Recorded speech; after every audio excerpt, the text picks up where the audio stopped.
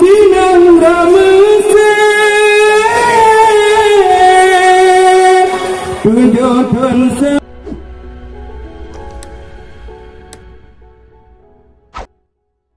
inalun kisah sabor kebaran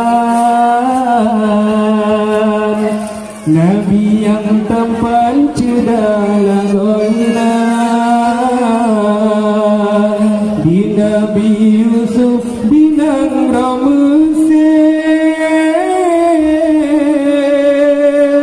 tujuan sampai dalam penjara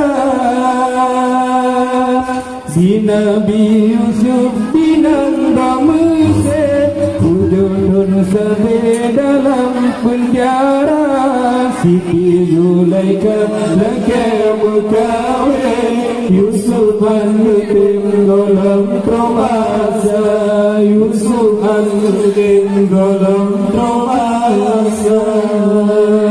Yusuf alim muda remaja wajah tampan tarina goina Siti Zulaikha lagi berkahwin Yusuf anggem dalam promasa Siti Zulaikha lagi berkahwin Yusuf anggem dalam promasa Yusuf anggem dalam promasa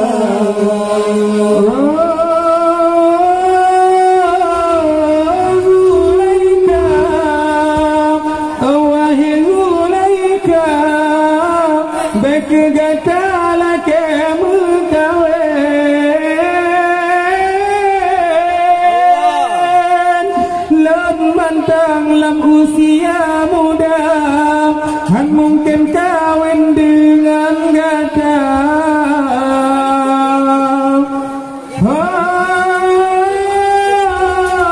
Zulaikha wahai Zulaikha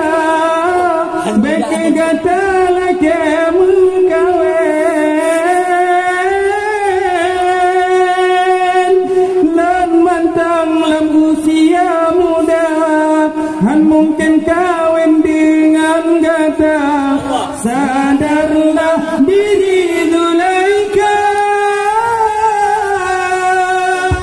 berbuat apa yang hawa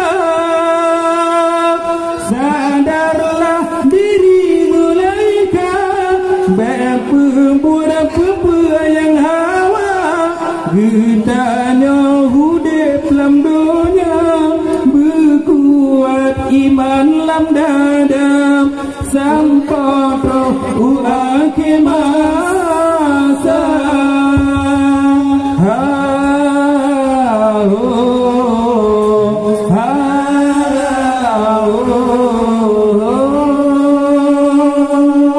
dengan kisah sabar kabaran Nabi yang tampan tidak terlupa di Nabi Yusuf binang ramese tujuan sampai dalam penjara di Nabi Yusuf binang ramese